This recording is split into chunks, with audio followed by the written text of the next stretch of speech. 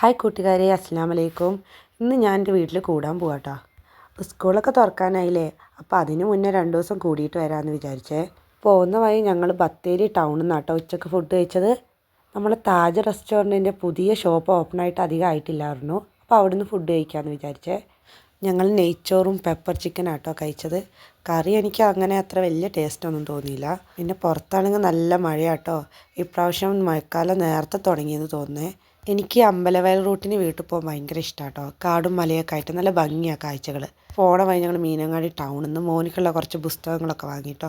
ഇവിടെ student market പറഞ്ഞിട്ട് കുട്ടികൾക്കുള്ള സാധനങ്ങളൊക്കെ കുറച്ച് വിലക്കുറവുണ്ട് കേട്ടോ. ബുക്കിൻ്റെ ചട്ടി കേട്ടോ ഞങ്ങൾ എടുത്തത്. ഇത് വാട്ടർ പ്രൂഫാണ്. മഴക്കാലത്ത് ഇങ്ങനത്തെയൊക്കെ മക്കൾക്ക് പറ്റൂ.